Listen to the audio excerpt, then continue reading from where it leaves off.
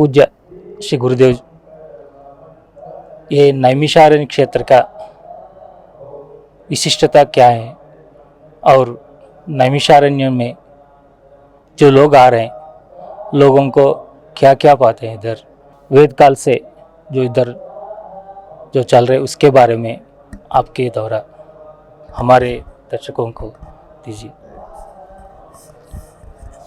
जय श्री कृष्ण। ये जो नैमिषारण्य क्षेत्र है, ये 88,000 ऋषि मुनियों की तपश्चर्या का केंद्र रहा है। यहाँ पर 88,000 ऋषि मुनियों ने ये नैमिषारण्य की पवित्र भूमि पर नाना प्रकार के याग किए, यहाँ पर तपश्चर्या की। और ये नैमिषारण्य ऋषि मुनियों की तपश्चर्या का केंद्र माना गया है। एक समय 88,000 ऋषि मुनियों ने ब्रह्मा जी से जाकर के पूछा ब्रह्मलोक में कि भगवान कलिकाल आ रहा है, तो हम तपश्चर्या करना चाहते हैं, तो आप हमें कोई ऐसा पवित्र स्थान बताइए जहाँ पर जाकर के हम सब लोग तपश्चर्या कर सकें और यह कलिकाल का प्रवेश न हो सके। तब ब्रह्मा जी ने अपने मन से एक चक्र उत्पन्न किया और उन्होंने कहा कि ये जो चक्र है ये आपको पवित्र भूमि बतलाएगा। इसकी नेमी जहाँ पर गिरेगी वही आपकी तपश्चर्या का केंद्र होगा। वहीं पर जाकर के आप तपस्या करके अपने जीवन को बिता सकते हैं। तो ब्रह्मा जी ने उस चक्र को वहाँ से छोड़ा, तो वो चक्र अतल, वितल, सुतल, तलातल, महातल, रसातल, पाताल, ये 7 पाताल नीचे होते हैं और 7 पाताल ऊपर होते हैं। भू भुआ स्वाहा महा तपः जना सत्यम, 7 लोक ऊपर हैं। तो ये चक्र 14 लोकों में भ्रमण करता हुआ इस तपोवन में आया। उस समय पर ये जो स्थल था ये निर्जन वन था, आरण्य के नाम से विख्यात था। केवल वन था, जंगल था, यहाँ पर लोग नहीं थे। तो वो चक्र जब अंतरिक्ष में आ रहा था तो ये नैमिषारण्य में जब वो आया तो अंतरिक्ष से, आकाश से नीचे की तरफ ऐसे गिरने लगा। तो चक्र ने ऋषियों से कहा कि मुझे प्रतीत होता है कि ये जो स्थान है यही ऋषि मुनियों के लिए, देवताओं के लिए श्रेष्ठ भूमि है। यहाँ पर हमारी शक्ति क्षीण होती जा रही है। हमें लगता है कि ब्रह्मा जी ने जिस भूमि के लिए हमें बताया था तो लगता है वो स्थान आ गया है। ये कहते कहते वो पृथ्वी मंडल तक आ गया और ये जो चक्रतीर्थ है जहाँ पर आज ये जल भरा हुआ है, ये गोलाकार का जो चक्रतीर्थ है, ये यज्ञशाला थी। प्राचीन काल में यहाँ पर महिषासुर आदि दैत्य पृथ्वी पर उत्पात मचाते रहते थे। तब देवताओं की सहायता से इसी यज्ञशाला में, इसी ये जो कुंड बना हुआ है चक्रतीर्थ जिसे कहते हैं, ये चक्रतीर्थ प्राचीन काल में एक यज्ञशाला थी जहाँ पर ऋषि मुनियों ने उस असुर को नष्ट करने के लिए यहाँ पर यज्ञ किया था। और यज्ञ करके समस्त देवताओं ने उस यज्ञशाला में अलग अलग उन्होंने शक्ति प्रदान करके और वो शक्ति को एक पुंज एकत्रित करके वो नारी के रूप में परिवर्तित हुआ था और उसी को आज हम ललिता देवी के नाम से जानते हैं। वो यहाँ की अधिष्ठात्री देवी हैं। उस काल में उन्हीं ललिता माता ने उस महिषासुर का मर्दन किया था, उसका वध किया था और प्राणी मात्र की रक्षा की थी। तो उनका यहाँ पर तपस्थान है। तो जब ये चक्र आया तो उसने गिरने के समय ऋषियों से कहा कि आप सब, ये जो पवित्र भूमि है यहाँ पर आप जप कर सकते हैं, तप कर सकते हैं, कथा कर सकते हैं, यज्ञ कर सकते हैं। आप अपने पितरों के लिए यहाँ पिंडदान कर सकते हैं, श्राद्ध कर सकते हैं, यहाँ भागवत कथा कर सकते हैं, यहाँ पर वेदों का पठन पाठन कर सकते हैं, यहाँ पर गोदान, यहाँ पिंडदान पितरों के लिए, यहाँ पर वृक्षों का दान, यहाँ पर जल का दान, जितने भी प्रकार के हमारे वेद और पुराणों में दानों का वर्णन है वो समस्त दानों को आप यहाँ कर सकते हैं। और ये आदि गंगा गोमती है और इसके तट पर बसा हुआ ये वन प्रदेश ये बहुत ही उत्तम और बड़ा ही पवित्र है। तो आप इसी स्थली पर यहाँ रहकर आप तपस्या कर सकते हैं। ये कह करके वो चक्र इस यज्ञशाला में गिर गया। तो जब ये गिरा तो इतने वेग से गिरा कि उसकी रफ्तार बहुत तेज थी, और जब वो गिरा तो ये पाताल फट गए, धरती फटने लगी। धरती के अंदर वो चक्र ऐसे गोल गोल गति कर रहा था, अंदर जा रहा था, और उसने 1 पाताल 2 पाताल 3 पाताल ऐसे वो सभी पातालों को तोड़ता हुआ रसातल लोक में पहुंच गया। रसातल लोक 6ठा लोक कहलाता है। रसातल लोक को जब वो क्रॉस कर गया और वो पाताल के मध्य में पहुंच गया, तब ऋषि मुनि चिंतित हो गए। जो वहां पर देवमंडल थे उन्होंने कहा कि ये चक्र तो पृथ्वी का भेदन करता जा रहा है। पृथ्वी अगर समाप्त हो गई, अगर 7 पाताल होते हैं पृथ्वी में और 6.5 पाताल तक ये पहुंच चुका है, अगर आधा पाताल वो भी शेष बचा है जो वो टूट गया, तो सारी पृथ्वी जल में डूब जाएगी, समस्त सृष्टि का विनाश हो जाएगा, और इस समय हमें इस चक्र की गति को रोकना चाहिए। तब उन्होंने चतुर्मुखी ब्रह्मा जी से प्रार्थना किया कि हे पितामह, ये चक्र तो आपने छोड़ा है, लेकिन ये चक्र सभी पातालों का भेदन करता हुआ ये पृथ्वी के जो 7वें पाताल हैं उसमें प्रवेश कर गया है, और अगर इसी तरह ये चलता रहा तो 7वां पाताल भी नष्ट हो जाएगा, और उसके नष्ट होने पर सारी पृथ्वी जल में डूब जाएगी और समग्र सृष्टि का विनाश हो जाएगा। इसलिए आप इस चक्र को रोकने के लिए हम प्रार्थना करते हैं, आप किसी तरह इस चक्र को रोकें। तब ब्रह्मा जी ने कहा कि देवताओं, हमने चक्र को छोड़ दिया है, लेकिन इसको रोकने की सामर्थ्य हमारे में नहीं है। अगर आप इस चक्र को रोकना चाहते हैं तो यहाँ पर जो ललिता देवी तपस्या कर रही हैं, आप इनकी आराधना करें। तब ऋषि मुनियों ने ललिता माँ के पास जाकर प्रार्थना किया कि हे माता, हम बहुत विपत्ति में पड़ गए हैं। या देवी सर्वभूतेषु शक्ति रूपेण संस्थिता, नमस्तस्यै नमस्तस्यै नमस्तस्यै नमो नमः। देवता सब मंत्र दृष्टा थे। उन्होंने माता से कहा कि हे माता, आप शक्ति स्वरूपा हैं, आप यहाँ विराजमान हैं। अगर ये चक्र पाताल में चला गया और पाताल को नष्ट कर दिया तो किसी भी तरह हम किसी भी प्राणी को नहीं बचा सकेंगे। आप इस चक्र को रोक करके हमारी रक्षा कीजिए। तब माता ललिता ने वो चक्र को 6.5 पाताल पर रोक दिया। वो जहाँ रोका हुआ था उसी स्थान पर वो आज भी रुका हुआ है। तो नेमि जो है वो चक्र के बीच के जो धुरी होता है, धुरी को संस्कृत में नेमि कहते हैं, और आरण्य ये जंगल है। और नेमि के शीर्ण होने से, शीर्ण कहते हैं गिरने के कारण, उस क्षेत्र का नाम नैमिष पड़ा, और आरण्य वो जंगल था। इसको मिलाकर वो स्थान नैमिषारण्य, और जहाँ पर वो चक्र गिरा था ये स्थल चक्रतीर्थ के नाम से प्रसिद्ध हुआ। फिर ऋषि मुनियों ने इसी पवित्र तपस्थली को अपनी तपोभूमि बनाया, और यहाँ पर प्राचीन काल से लेकर सृष्टि के प्रारंभ से लेकर अभी तक वो यहाँ पर यज्ञ कर्मकांड ये सब यहाँ पर होते रहते हैं। और ये जो भूमि है नैमिषारण्य की, ये आदि गंगा गोमती के तट पर बसी हुई है। ये बड़ी पवित्र नगरी है। यहाँ पर 1,97,29,49,126 वर्ष पहले नैमिषारण्य में एक बहुत बड़ा यज्ञ हुआ था। बृहस्पति सव नाम का यज्ञ हुआ था। उस यज्ञ में बहुत सारे देवता नैमिषारण्य में आए थे, क्योंकि यज्ञों के कारण ही प्राणी का कल्याण होता है। यागों के कारण मनुष्य अपने जीवन में सुखी होता है।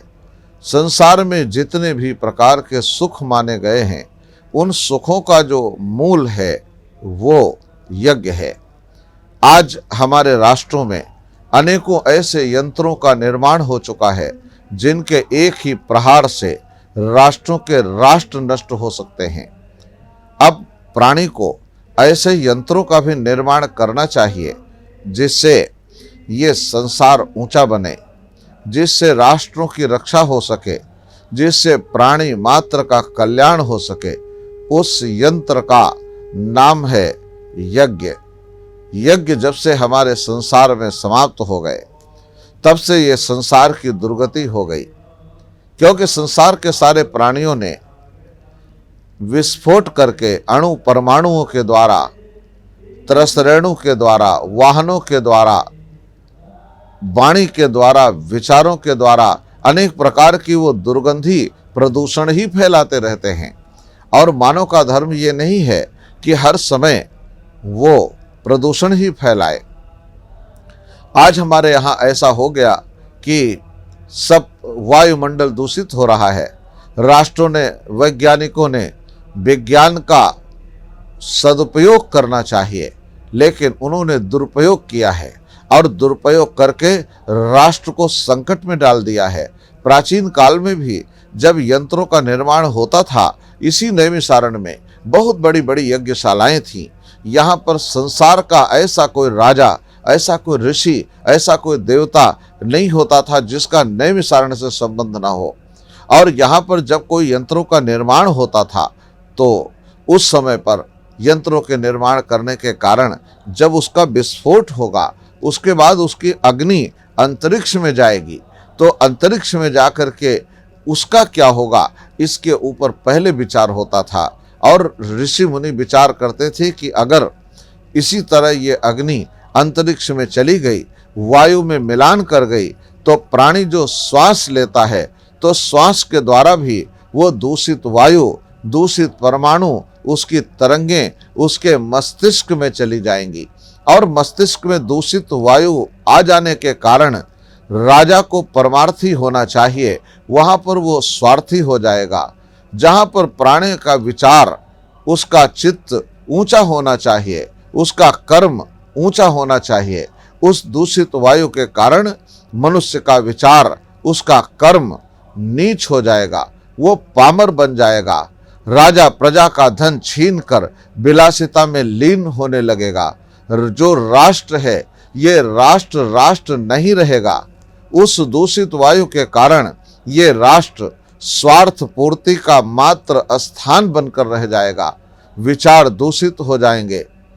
स्त्रियां इधर उधर भटक करके वेद विद्या से विहीन हो जाएंगी। उनके द्वार पर कर्म कांड नहीं रहेगा। जो ब्राह्मण है वो वेद विद्या उनके पास से लुप्त हो जाएगी। यज्ञ कर्म कांडों का लोप होने लगेगा। तो ये तमाम चीजें होंगी। तो ऋषियों ने उस समय पर विनाशक यंत्रों के निर्माण के साथ साथ पोषक यंत्रों का भी निर्माण किया था, जिसके कारण ये राष्ट्र की रक्षा हो सकी।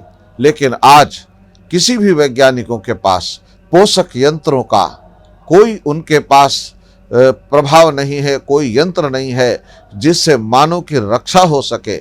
आज ऐसे यंत्रों का प्रहार हो रहा है जिससे समाज में, प्रजा में त्राह त्राह मची हुई है। हर प्राणी दुखी है, हर प्राणी मृत्यु के कगार पर खड़ा हुआ है, क्योंकि दूषित विचार जब मस्तिष्क में उत्पन्न हो जाते हैं तो उस समय प्राणी प्राणी को भक्षण करने लगता है, प्राणी प्राणी को नष्ट करने की योजनाएं तैयार करता रहता है।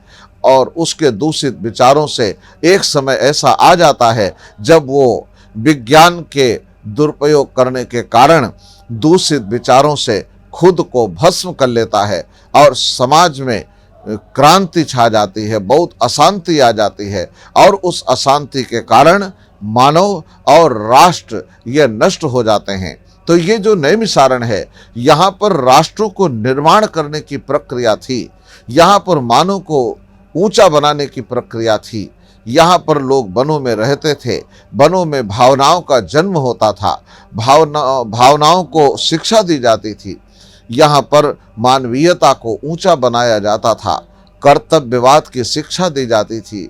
ऐसी ये धरा नैमिषारण्य थी तो यहाँ का जो ये वन प्रदेश आप देख रहे हैं, यहाँ पर एक एक कोने से एक एक वायुमंडल में आप कभी ध्यान में बैठें और यहाँ चिंतन करें तो ऋषियों की वो वाणी, वो विचारधारा, वो उनके दिए हुए विज्ञान, ये आज भी आपको यहाँ पर सुनाई देंगे।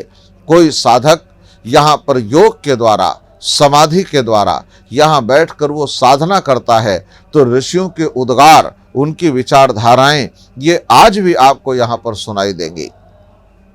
तो ये जो नैमिषारण्य है ये समस्त मानव कल्याण का केंद्र है।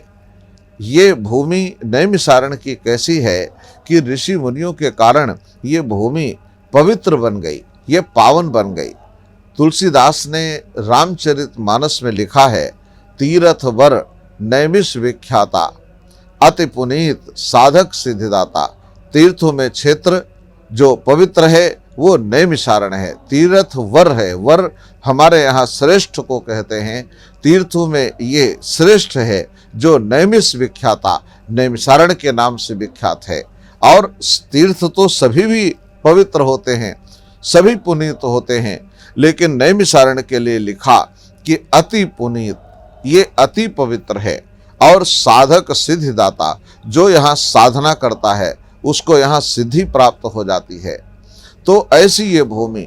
और दूसरी बात ये कही, बसहि जहाँ मुनि सिद्ध समाजा, ये जो नैमिषारण्य का तपोवन है यहाँ पर सिद्ध वास करते हैं। सिद्ध आप लोग जानते हैं क्या होते हैं। एक साधक जब साधना करता है और साधना करके वो भगवान का स्मरण करता है, चिंतन करता है और परमात्मा के विषय में जानना चाहता है, परमात्मा से मिलना चाहता है, उसको साधक कहते हैं। और साधक जब साधनों को अपनाता है और साधनों को अपना करके उन साधन संपन्न होता हुआ वो साधना में रत हो जाता है, और रत हो करके जब वो साधना की आग में पकने लगता है तब वो साधु कहलाता है। और साधु जब पक जाता है तब वो साधु से सिद्ध बन जाता है। और जब सिद्ध बन जाता है तो तुलसी जी कहते हैं, बसहि जहाँ मुनि सिद्ध समाजा, यहाँ एक नहीं दो नहीं सिद्धों के समाज बसते हैं। और वो सिद्धों का समाज जहाँ बसता है, जहाँ पर श्रद्धा, जहाँ पर आस्थाएं एकत्रित हो करके मानव को संदेश देती हैं, वो स्थान ये नैमिषारण्य है। ये नैमिषारण्य समस्त प्रकार की सिद्धि देने वाला है। नैमिषारण्य में सभी प्रकार के जो धर्म ग्रंथ हैं उसके ऊपर यहाँ निर्णय होता था। राजाओं को कर्तव्यवाद की शिक्षा दी जाती थी, नैतिकवाद इसकी शिक्षा यहाँ दी गई ऋषि मुनियों के द्वारा। आज समाज में नैतिकता का पतन हो गया है। नैतिकता के पतन के कारण आज समाज दूषित होता जा रहा है। आज समाज ने अज्ञान को अपना लिया है, अंधकार में चला गया है, वो प्रकाश में आना नहीं चाहता क्योंकि वो प्रकाश के विषय में जानता नहीं है। तो ये जो भूमि है नैमिषारण्य की, यहाँ पर हमेशा ज्ञान यज्ञ हुए। संसार जब अज्ञान में प्रवेश कर गया तब यहाँ आदि ऋषियों ने यहाँ पर ज्ञान यज्ञ किया। यहाँ पर सूत जी महाराज ने सौनकादिक 88 ऋषियों को यहाँ पर उन्होंने ज्ञान दे करके ऋषियों को माध्यम बनाया। लेकिन संसार को उन्होंने ज्ञान दिया कि आज की जो युवा पीढ़ी है, आज का जो संसार है, ये पाप की कुदृष्टि का शिकार हो गया है क्योंकि वो अज्ञान में चला गया है। अंधकार को उसने स्वीकार कर लिया है। ज्ञान वो चाहता नहीं। ज्ञान जो चाहता है उस ज्ञान का जो फल है, आज विदेशों में लोग जाते हैं और उनके माता पिता उनको शिक्षा देने के लिए किसी को अमेरिका भेजते हैं, कोई लंदन में भेजते हैं, कोई ऑस्ट्रिया चला गया, तो ऐसे सब जगह जा करके और वो लाखों रुपए खर्च करते हैं अपने बच्चों के ऊपर और उनको पढ़ने भेजते हैं। इसका मतलब माता पिता ये जानते हैं कि हमारा बच्चा, इसको ज्ञान नहीं है, ये अज्ञानी है और अज्ञानी को ज्ञान मिलना चाहिए। तो ज्ञानी बनाने के लिए उसको वो ये अपनी ऋषियों की पद्धति नहीं सिखाते, उसको ये सिखाते हैं कि अमेरिका जाओ और जा कर के करोड़ों रुपए खर्च करेंगे हम आपके ऊपर और जाकर ज्ञान प्राप्त करो, क्योंकि अभी आप अज्ञानी हो और अज्ञानी से ज्ञान में परिवर्तित हो जाओ और ज्ञान प्राप्त करके इस संसार का कल्याण करो। दो प्रकार के प्राणी होते हैं संसार में। एक माता पिता ऐसे होते हैं जो ये कहते हैं कि तुम पढ़ाई लिखाई जा करके करो और करके कहीं नौकरी करो, पैसे कमाओ, कुछ करो, एक ऐसा बोलते हैं। और एक माता पिता ये कहते हैं कि पढ़ाई लिखाई करो और जाकर ऐसा काम करो जहाँ 100-200 प्राणी उनको आप जीवन दे सको, रोटी दे सको, रोजगार दे सको। तो दो प्रकार की शिक्षा लेने के लिए, ज्ञानी बनने के लिए वो व्यक्ति जाता है, लेकिन वहाँ पर जाने के पश्चात वो ज्ञानी बन जाता है। लेकिन ज्ञानी बनने के बाद हम कैसे माने कि ये इतने समय में इसने ज्ञान प्राप्त कर लिया? क्योंकि ज्ञान जब प्राणी को प्राप्त होता है तब उसका जीवन दो भागों में बट जाता है। ज्ञान प्राप्त होने पर या तो उसका जीवन भक्ति में चला जाता है, या तो वो भक्ति प्राप्त कर लेता है, तो या तो भक्ति में चला जाए और या वो वैरागी हो जाए। और अगर उसको समस्त विद्या प्राप्त करने के बाद उसको ज्ञान भी नहीं हुआ और वो वैरागी भी नहीं हुआ, ज्ञान हुआ पर भक्ति नहीं आई, समाज के प्रति, राष्ट्र के प्रति श्रद्धा जागृत नहीं हुई, प्राणी मात्र के कल्याण के लिए विचार उत्पन्न नहीं हुआ, देवी देवताओं, अपने राष्ट्र, अपने धर्म, इसके प्रति उसका कोई कर्तव्य नहीं दिखाई दिया, केवल वो स्वार्थ पूर्ति के लिए अपने ही पेट भरने में जीवन भर लगा रहा और उसके जीवन में अगर भक्ति का समावेश नहीं हुआ तो वो उसका जो ज्ञान है वो ज्ञानी नहीं कहलाया, वो अज्ञान का अज्ञान ही रहा। और ना ही उसका जीवन वैराग्य में गया, विरक्ति भी उसको नहीं आई कि हमने बहुत संसार में एकत्रित कर लिया, बहुत खाया, बहुत हमने जीवन जिया, लेकिन हमको संसार के लिए भी कुछ करना है, संसार में जाकर सबकी हम सेवा करें। तो ये भी उसके मन में विचार नहीं आया और पढ़ करके आ गया और आया तो जैसा अज्ञानी गया था पढ़ने वैसा ही लौट करके आ गया और केवल अपने उदर पूर्ति में लगा हुआ है, वो संसार का कल्याण नहीं चाहता, तो वो अज्ञानी है। सब विद्या प्राप्त कर लेने के बाद वो प्राणी, उसको जब ज्ञान नहीं मिला और उसको जीवन में सब कुछ मिला, पैसा मिला, पद मिला, प्रतिष्ठा मिली, लेकिन उसको जीवन में शांति प्राप्त नहीं हुई। क्योंकि शांति प्राप्त तब होती है जब गुरु के द्वार पर जा करके ऐसे पवित्र निर्जन स्थान में वो साधना करता है, वो साधु संतों की सेवा करता है, उनके चरणों में आता है, उनकी आज्ञा का पालन करता है। तो सेवा करके जो विद्या प्राप्त होती है वो जीवन में शांति प्रदान करती है। जो गुरु की सेवा आदर्श करके, जो यज्ञ करके, कर्म कांड करके, जो ऋषियों की, गुरुओं की आज्ञा का पालन करके जो प्राप्त होता है वही जीवन में महान बनता है। वही शक्ति, वही विद्या मानव जीवन को ऊंचा बनाती है। तो ये जो भूमि है, यहाँ सूत जी ने ये माना कि संसार ज्ञानी बहुत हो गया, लेकिन ज्ञानी संसार के नज़र में है, लेकिन वो शास्त्र की दृष्टि में अज्ञानी है, क्योंकि वो स्वार्थ में लगा हुआ है। वो अज्ञानी इसलिए है कि वो कर्तव्यवादी नहीं रहा, वो स्वार्थवादी बन गया। वो उसको उन्होंने अज्ञान इसलिए माना कि उसके पास बहुत है, लेकिन वो किसी को कुछ दे नहीं सकता। वो द्रव्यपति है, उसके पास पैसा बहुत है, लेकिन वो पैसा वो खर्च नहीं कर सकता। वो ना यज्ञ के लिए दे सकता है, ना वो सुपात्र संतों की सेवा कर सकता है, ना वो दान कर सकता है, ना वो पुण्य कर सकता है, ना तीर्थों में जा सकता है, ना वहाँ पर धर्मशाला, जलाशय, बावड़ियाँ और गरीब प्राणियों की रक्षा नहीं कर सकता। जिनको आवश्यकता है उनको दे नहीं सकता। तो वो ये नहीं जानता कि पानी और पैसा ये दोनों जब इकट्ठे हो जाते हैं तो ये बदबू देने लगते हैं, सड़ जाते हैं।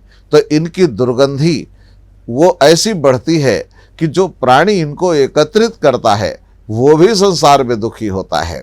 इसी तरह जैसे प्राणी आज भोजन करता है और भोजन करने के बाद रात्रि काल व्यतीत हो जाने पर वो खाया हुआ अन्नाद अगर उसे बाहर न निकाला जाए तो उस प्राणी की मृत्यु हो जाती है। इसी तरह जो द्रव्य एकत्रित हो जाता है उसको अगर बाहर न निकाला जाए, समाज के कार्य में विनियोग न किया जाए, धर्म के कार्य में न किया जाए, तो वो भी विनाश का कारण बन जाता है, वो भी दुख का कारण बन जाता है, क्योंकि वो अधर्म का द्रव्य है और अधर्म का द्रव्य विनाश करता है। उसको जो कमाता है वो और उसका जो वारिस है, ये दोनों दुखी होते हैं। तो जब क्यों दुखी होते हैं?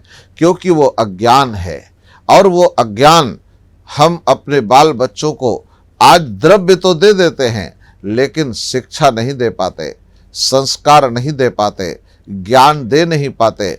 अमेरिका, लंदन, स्विट्जरलैंड में पढ़ने के बाद भी वो अज्ञानी ही रहा शास्त्र की दृष्टि में। तब सूत जी ने जब यहाँ पर एकत्रित हुए ऋषियों के बीच में नैमिषारण्य में, तब उन्होंने कहा कि ज्ञान यज्ञम करिष्यामि सुख शास्त्र कथोज्वलम, कि संसार में हम ज्ञान यज्ञ करेंगे। उन्होंने और कोई यज्ञ नहीं किया, लक्ष्मी याग नहीं किया उन्होंने, और किसी भी प्रकार के याग नहीं किए। कहा ज्ञान यज्ञ करेंगे, क्योंकि संसार को इस समय ज्ञान की आवश्यकता है, और ज्ञान अगर संसार में नहीं हुआ तो मानव का जीवन अज्ञान में चला जाएगा, वो अंधकार में डूब जाएगा। और अंधकार में जब मानव चला जाता है, जब वो वेद विद्या का पान नहीं करता, गुरुजनों का आदर नहीं करता, वेद का जो ज्ञान जो परमात्मा ने प्रदान किया है उसको वो धारण नहीं करता, तो जब तक वो धारण करता है, सत्य पर चलता है और सत्य के ऊपर अनुसरण करता है, जब तक वेद विद्या का ध्यान रखता है, ज्ञानी बना रहता है, वैसे वैसे उसका जीवन माना गया है कि ये जिंदा है। और जैसे जैसे वो वेदों से दूर चला जाता है, सत्य को त्याग कर देता है, अधर्म को स्वीकार कर लेता है, तो जैसे जैसे स्वीकार करता है वैसे वैसे उसकी मृत्यु होने लगती है। और एक समय ऐसा आता है जब उसका संपूर्ण अस्तित्व अधर्म में डूब जाता है, अज्ञान में डूब जाता है। वो बिल्कुल प्रकाश में रहना नहीं चाहता, वो अंधकार में आ जाता है, तो यही उसकी मृत्यु कहलाती है। इसके अलावा वेदों में मृत्यु शब्द भगवान वेद व्यास ने नहीं लिखा। उन्होंने कहा कि मृत्यु संसार में नहीं है। तो उनको पूछा गया कि मृत्यु क्यों नहीं है, तो उन्होंने मृत्यु की विवेचना करते हुए ये कहा था नैमिषारण्य में कि मृत्यु उसको ही कहते हैं कि जब मानव अपने कर्तव्यवाद से दूर चला जाता है, जब वो अधर्मी बन जाता है, जब वो अज्ञानी रह जाता है, उसमें ज्ञान नहीं रहता, तमाम विद्याओं को पढ़ने के बाद, तमाम देशों की यात्रा करने के बाद वो अज्ञानी ही रहता है और वो उस ज्ञान को वो अपने में धारण नहीं कर पाता, तो वही वो अज्ञान कहलाता है। और आज समाज में अज्ञान अधिक है, इसलिए भागवत के जो द्वितीय तृतीय स्कंद है, तृतीय अध्याय है, उसमें उन्होंने कहा है कि ज्ञान यज्ञम करिष्यामि, हम ज्ञान यज्ञ करेंगे। तो ये जो भूमि है नैमिषारण्य की, यहाँ ऋषियों ने ज्ञान यज्ञ किया है। यहाँ पर कोई अपना द्रव्य एकत्रित करता है तो वो जो द्रव्य यज्ञ कार्य में लगाता है, द्रव्य के द्वारा समाज की सेवा करता है, तो वो द्रव्य यज्ञ कहलाता है। किसी के पास विद्या है, वेद पाठी है, तो वो वेद का अनुभव करता है और उससे जो उसको ज्ञान प्राप्त हुआ वो ज्ञान समाज को देता है, तो वो ज्ञान यज्ञ कहलाता है। इसी तरह विचारों का यज्ञ है। हम जो विचार संसार के कल्याण के लिए एकत्रित करते हैं वो विचारों का यज्ञ कहलाता है। ऐसे यज्ञ संसार में सारे प्राणी कर रहे हैं। जो समुद्र है, समुद्र में जो सूर्य की किरणें आती हैं और आकर के जलों को प्लावन करती हैं, तो उससे मेघों का जन्म होता है, तो वो समुद्र का यज्ञ कहलाता है। जो मेघा है, मेघा जब वृष्टि करते हैं तो बरसात होने पर सारी पृथ्वी रसों से भर जाती है, तो ये मेघों का यज्ञ कहलाता है। सूर्य जब अपनी किरणों के द्वारा इस पृथ्वी में वो किरणों को वो डालता है उससे अग्नि उत्पन्न होती है, उससे बीज उत्पन्न होता है, तो ये सूर्य का यज्ञ कहलाता है। एक ब्रह्मचारी जब यज्ञशाला में बैठता है और वेद मंत्रों का उच्चारण करता हुआ वो ऐं ह्रीं क्लीं चामुंडाय विच्छे ऐसे मंत्र बोलकर स्वाहा करता है, तो वो ब्रह्मचारी का यज्ञ कहलाता है। उससे ये वायुमंडल पवित्र बनता है, और वायु के पवित्र होने पर प्राणी जब वायु को श्वास के द्वारा अपने में धारण करता है, तब उसकी बुद्धि विकृत नहीं होती, उसका मन, उसका मस्तिष्क, उसका चित्त, उसका अंतःकरण, उसका जीवन पवित्र बन जाता है, तब वो ब्रह्मचारी का यज्ञ कहलाता है। एक यजमान जब यज्ञशाला में बैठता है, याग करता हुआ वो देवताओं का यजन करता है, और यजमान दक्षिणा लेकर के प्रदान करता है कि ये दक्षिणा हमसे प्राप्त कर लो, और वो दक्षिणा देता है, तो दक्षिणा देता है तो वो यजमान का यज्ञ कहलाता है। वो दक्षिणा प्रदान करते हैं, तो दक्षिणा में ब्राह्मण क्या चाहता है? रुपए पैसे आप देते हो तो वो रुपए पैसे नहीं चाहता। आचार्य कहता है कि हे यजमान, तुम यज्ञ करो और उस यज्ञ में हम दक्षिणा लेंगे। तो दक्षिणा क्या है? आप जो द्रव्य प्रदान करते हैं, वो जो द्रव्य है उससे तो उसका भरण पोषण होता है, उससे उसके परिवार का पोषण होता है, उसका जीवन चलता है, तो वो लेता है, वो दक्षिणा नहीं है। वो आचार्य ये कहता है कि हे यजमान, तुम अपने दुर्गुणों को, अपने जीवन में त्रुटियों को, जो जो तुमने संसार में अनैतिक कार्य किए हैं, जो जो संसार में तुमने झूठ बोला है, मिथ्याचारी बने हो, जो जो तुमने अपने जीवन काल में पाप किए हैं, वो सारे पाप, सारी त्रुटियां, ये सब हमको दक्षिणा के रूप में प्रदान कर दो, और हम उनको इस यज्ञशाला में स्वाहा करके और आपको पवित्र बना देंगे, जिससे तुम्हारा जीवन सुंदर बन जाएगा। तो ये यजमान का और आचार्य का यज्ञ कहलाता है। एक नारी 9 महीने तक बच्चे को गर्भ में धारण करती है, और गर्भ में धारण करके उसको सुंदर पोषण देती है, और पोषण करके अच्छे संस्कार देकर उसको उत्पन्न करती है, जिसके कारण वो प्राणी जब संसार में आता है तब वो महान बनता है और संसार का पथ प्रदर्शक बनता है, तो वो नारी का यज्ञ कहलाता है। तो ये नैमिषारण्य में ऋषि मुनियों ने यज्ञों की कल्पना करते हुए बताया है कि यह संसार में प्रत्येक प्राणी याग कर रहा है, सूर्य यज्ञ कर रहा है, चंद्रमा, वायु, सब देवता याग कर रहे हैं। केवल एक प्राणी है जो यागों और कर्म कांडों को जानने के लिए वो बाहर जाता है और उनका अध्ययन किए बिना लौट आता है, और लौट करके वो संसार में खो जाता है, अंधकार में डूब जाता है। तब सूत जी जैसे महान ऋषियों को इस नैमिषारण्य की भूमि पर यहाँ यज्ञ करना होता है, यहाँ ज्ञान यज्ञ करना होता है, संसार को जगाना पड़ता है। पाप के लिए किसी को प्रेरणा देनी नहीं पड़ती, लेकिन पुण्य के लिए घंटों प्रवचन देना पड़ता है।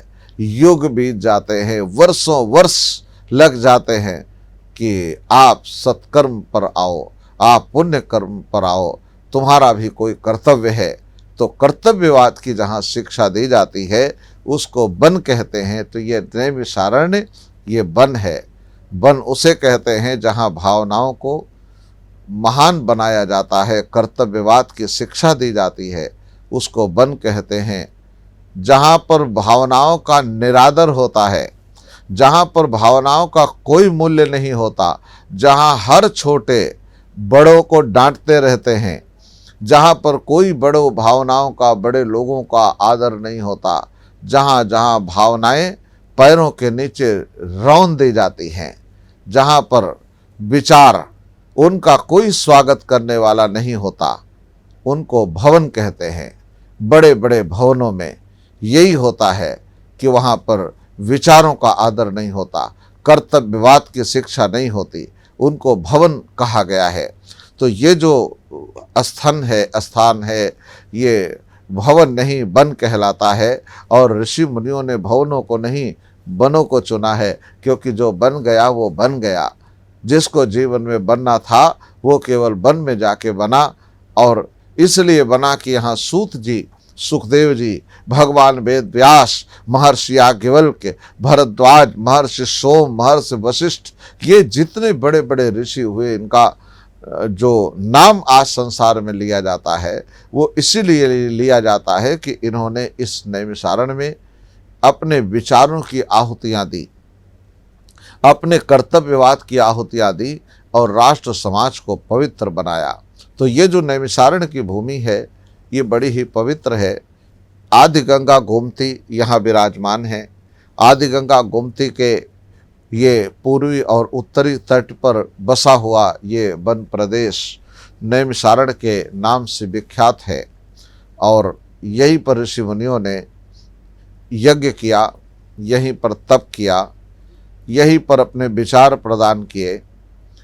एक समय यहाँ पर महर्षि कश्यप और उनकी पत्नी अदिति ये दोनों नैमिषारण्य में आए थे, और यहाँ के आने के पश्चात देव माता अदिति ने कश्यप से कहा कि भगवान, आज ये नैमिषारण्य जैसा पवित्र देश है और यहाँ भी और पूरे पृथ्वी पर कोई नदियाँ नहीं हैं, तो बताइए हम स्नान कहाँ करें, किसके तट पर रहें।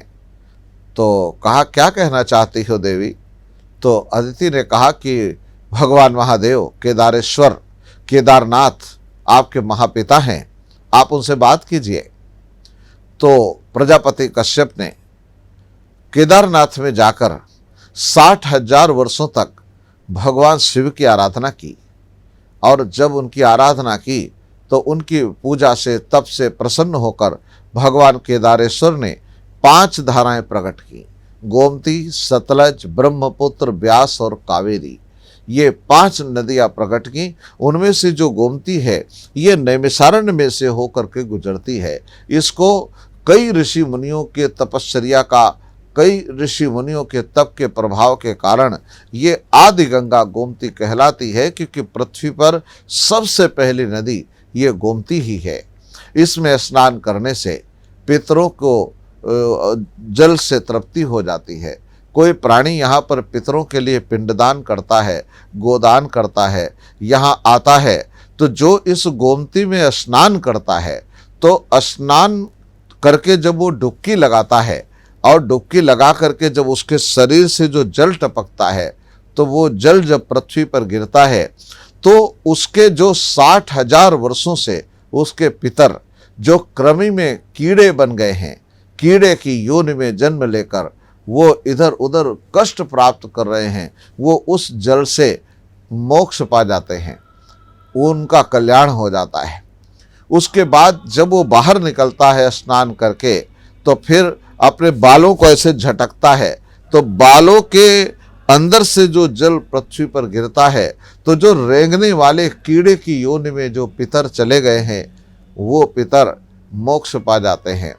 उसके बाद जब वो अपने शरीर के जल को ऐसे निकाल कर छिड़कता है, तो उस छिड़कने से सूक्ष्म जैसे मच्छर हैं, छोटी छोटी प्रजातियां जिनको हम इन आँखों से देख नहीं पाते, ऐसी योनि में जो पितर चले गए हैं उनकी मुक्ति हो जाती है।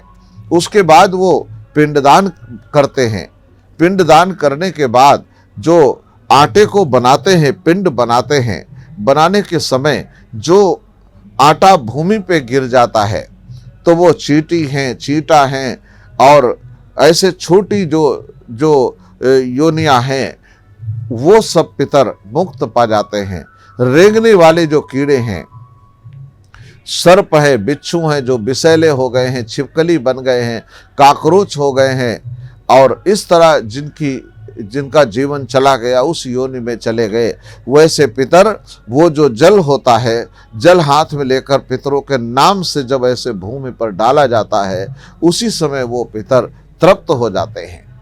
जब यहाँ आम के वृक्ष का दान दिया जाता है, आम के वृक्ष जब लगाया जाता है, जो पितर होते हैं वो आम के वृक्ष पर ही वास करते हैं, क्योंकि 11 महीने आप उन्हें जल देते हैं पितर पक्ष में, और बाकी मतलब 15 दिन देते हैं, 11.5 महीने उनको जल नहीं दे पाते। तो उस समय उनको जल कौन देता है? तो आम के वृक्षों से जो जल टपकता है वो पितरों को प्राप्त होता है, उसके जो फल हैं वो पितरों को प्राप्त होते हैं। तो ये जो आदि गंगा गोमती है, यहाँ पर पिंड दान करना, यहाँ गोदान करना, यहाँ यज्ञ करना, यहाँ पर किसी भी प्रकार का तप करना, ये बहुत कल्याणकारी है। और ये जो गोमती नदी है, ये जो आप देखते हैं यहाँ आदि गंगा गोमती बहती रहती है, ये आदि गंगा, इसमें दो तट हैं, एक उत्तर से दक्षिण की ओर बहती है। तो उत्तर से जो दक्षिण बहती है वो यही तट है जहाँ पर यज्ञ होते हैं, कर्मकांड होते हैं, जहाँ कथाएं होती हैं, जहाँ रह करके कोई भी प्राणी अपने कल्याण के लिए जप कर सकता है, यहाँ पर यज्ञ कर सकता है, कुछ समय निवास कर सकता है, यहाँ दान कर सकता है, भूमि दान करे, गोदान करे, सैया दान करे, जो उसके मन में आए वो दान करे। और एक तट ऐसा है जो पश्चिम से पूर्व बहती है गोमती की नदी की धारा। तो वो जो तट है वो ब्यास गद्दी के नीचे बहती है। तो वो ऐसा तट है कि वहाँ पर सायंकाल को कोई भी संध्या बंदन करता है तो उसको ब्रह्मलोक की प्राप्ति होती है। एक समय द्वापर के काल में भगवान श्री कृष्ण, उन्होंने द्वारका का निर्माण किया था और उनके गुरु महर्षि सांदीपनि थे, तो उनको गृह प्रवेश में द्वारिका बुलाया। लेकिन जो सांदीपनि थे उनके गुरु, वो ब्रह्मलोक जाने की तैयारी कर रहे थे। तो जब सायंकाल होता तब वो कहीं भी होते, लेकिन नैमिषारण्य आ जाते थे और नैमिषारण्य में आ करके वो संध्या बंदन करते थे। तो सायंकाल हुआ, वो नैमिषारण्य में आ गए। तो भगवान श्री कृष्ण ने एक दिन गुरु माता से कहा कि गुरुदेव कहाँ हैं, हमें उनके दर्शन करने हैं। तो गुरु माता ने कहा कि बेटा वो नैमिषारण्य में गए हुए हैं। तो भगवान श्री कृष्ण नैमिषारण्य में आए और गुरुदेव से मिले। तो महर्षि सांदीपनि ने कहा कि वासुदेव, ये आदि गंगा गोमती हैं, इनको प्रणाम करो और हम ब्रह्मलोक जाना चाहते हैं, इसलिए सायंकाल को इनके तट पर बैठकर जो संध्या वंदन करता है, आरती पूजा करता है, ध्यान करता है, तप करता है, उसको ब्रह्मलोक की प्राप्ति होती है। तो वासुदेव श्री कृष्ण ने हाथ जोड़ करके कहा कि हे माता, हमारे गुरुदेव ब्रह्मलोक जाना चाहते हैं, तो आप इनको नैमिषारण्य आने पर बहुत कष्ट होता है, द्वारका से रोज यहाँ नहीं आ सकते, इसलिए हमारी इच्छा है कि जब तक ये हमारे द्वारका में रहें तब तक आप हमारे द्वारका में प्रकट हो जाओ। तो ये नैमिषारण्य की गोमती भगवान श्री कृष्ण के आग्रह पर द्वारका में प्रकट हुई थी। तो आप जब द्वारका जाएंगे तो आपको वहाँ गोमती दिखाई देगी। तो जब गोमती दिखाई दे तो आप नैमिषारण्य को याद करना कि नैमिषारण्य ही वो जगह है जहाँ भगवान श्री कृष्ण ने वहाँ से गोमती माँ को यहाँ आवाहन किया था। तो ऐसा ये पवित्र स्थल नैमिषारण्य है जहाँ पर यहाँ महर्षि दधीचि ने अपनी हड्डियों का दान दिया था। यहाँ महर्षि दधीचि ने वृत्रासुर को मारने के लिए जो अस्थि दान किया वो इसी तपोवन में किया था। यहाँ मिश्रिक तीर्थ है और वह दधीचि कुंड बना हुआ है। वो दधीचि कुंड बड़ा दिव्य है, प्राचीन काल का। वो एक समय महर्षि दधीचि की यज्ञशाला होती थी और उनकी यज्ञशाला में अनेकों ऋषि मुनि यहाँ एकत्रित होते थे। तो ऐसी ये दिव्यशाला कभी आपको समय मिले और आप ये सब सुन रहे हों, ये पूजा चैनल के माध्यम से इनको मैं बहुत आभार व्यक्त करता हूँ, इनको धन्यवाद देता हूँ कि इनका चैनल और प्रगति करे, जिसके द्वारा पूरे संसार में, पूरे राष्ट्रों में ये जो नैमिषारण्य का प्रसारण हो रहा है, ये सब लोग इसको जान सकें। जो लोग अपने जीवन में चाहते हैं कि हमारा कल्याण हो, हम अपने जीवन में दिव्य बन जाएं और हमारे पुत्रों का, परिजनों का कल्याण हो, उनको नैमिषारण्य में आना चाहिए और नैमिषारण्य में आकर यहाँ यज्ञों में, कर्मकांड में यहाँ भाग लेना चाहिए। यहाँ पर उनको तपस्या करनी चाहिए क्योंकि ये भूमि तपस्या की है। तो महर्षि दधीचि ने यहाँ उनकी यज्ञशाला थी और उस यज्ञशाला में वो याग करते रहते थे और याग करके उन्होंने यहाँ पर बृहस्पति सव नाम का यज्ञ किया था। कभी इसका समय मिलेगा तो इस पर हम चर्चा करेंगे। ये बड़ा अद्भुत यज्ञ था, बृहस्पति सव नाम का यज्ञ। जिस समय वो यज्ञ हुआ था तो उन्हीं यज्ञ के प्रभाव से अयोध्या में भगवान राम का जन्म हुआ था। उसका एक कारण ये नैमिषारण्य में ही था और इसी के कारण वहाँ पर महर्षि मृषि का आगमन हुआ था। तो महर्षि मृषि की ये भूमि रही है, ये विज्ञान की भी धरती है, ये राजा महाराजाओं की भी धरती है, ये तपश्चर्या की भी धरती है। यहाँ पर कर्मकांड हुए, यज्ञ हुए।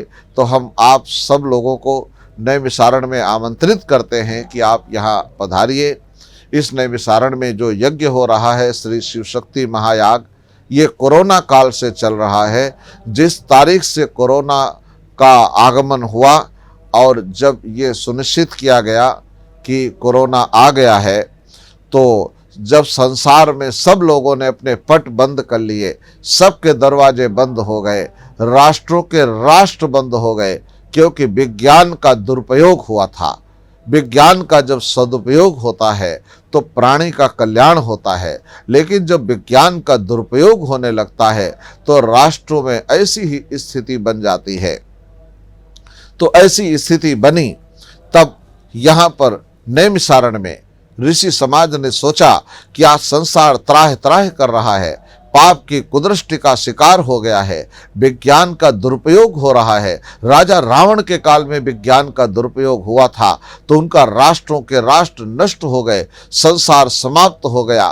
द्वापर के काल में भी विज्ञान का दुरुपयोग हुआ, तब राष्ट्रों के राष्ट्र नष्ट हो गए और फिर विज्ञान का दुरुपयोग होने की संभावना है और थोड़ा सा दुरुपयोग हुआ तो राष्ट्रों के राष्ट्र बंद हो गए, लोग घरों में कैद हो गए, लाखों करोड़ों आदमी मर गए, सब मृत्यु को प्राप्त हो गए, त्राह त्राह मच गई, कोई रास्ता नहीं बचा। सब धर्म गुरुओं ने अपने द्वार बंद कर लिए, स्वतः भगवान ने भी अपने द्वार बंद कर लिए।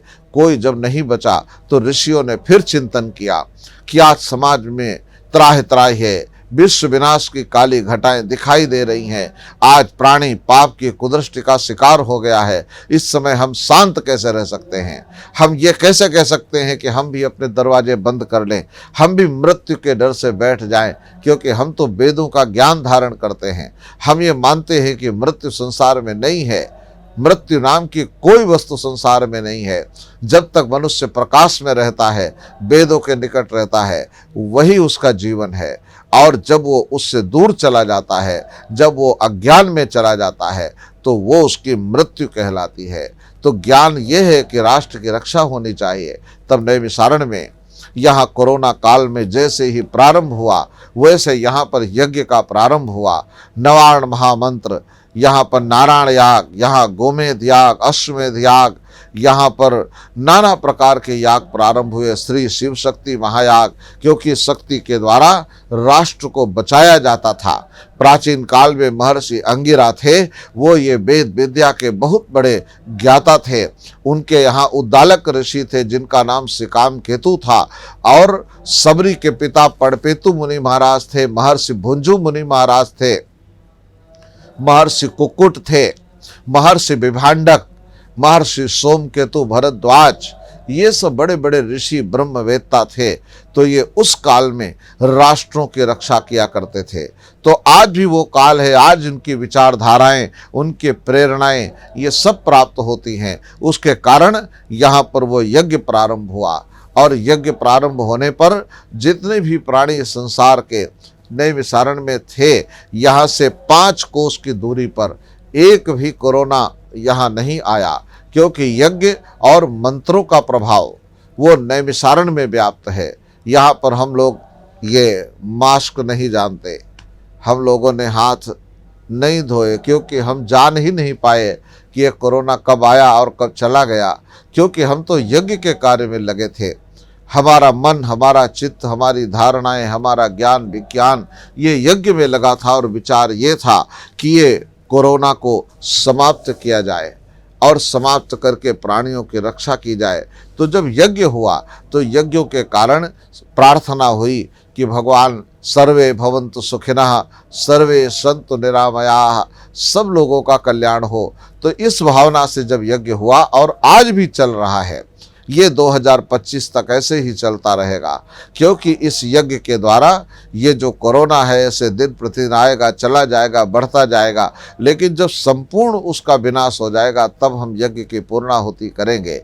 और नैमिषारण्य में एक भी कोरोना नहीं, उसी काल से ये याग यहाँ पर प्रारंभ किया गया, अभी तक ये चल रहा है।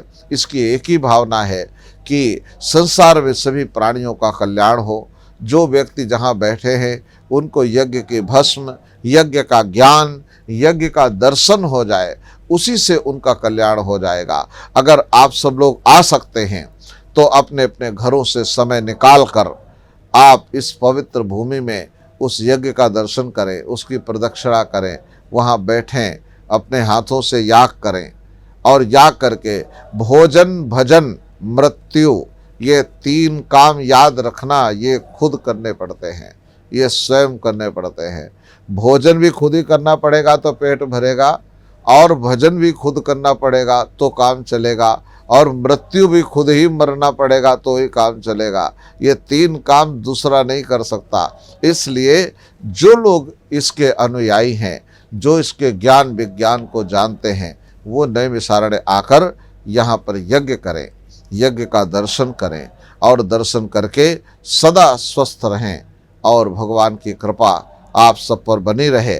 पूरे संसार को ये जो नैमिषारण्य में हो रहा है यज्ञ, इस यज्ञ का वो दर्शन करा सकें, यहाँ के विचारों से अवगत करा सकें समाज को। यहाँ पर जो ज्ञान विज्ञान जिसकी शिक्षा ऋषियों ने दी है वो सब आप सबको प्राप्त हो सके, और घर बैठे आप इस अलौकिक नैमिषारण्य का दर्शन कर सकें। तो हम आपको आशीर्वचन देते हैं कि आप ये पूरे संसार को नैमिषारण्य का वर्णन करें।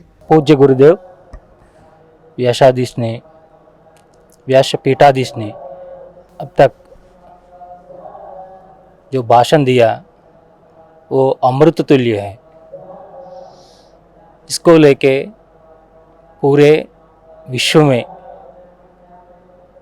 जो भी जीवित है वो सब लोग नैमिषारण्य आना और यहाँ का याग में भाग लेना, और नैमिषारण्य का पूरे जो भी प्रसिद्ध क्षेत्र हैं वो भी दर्शन करना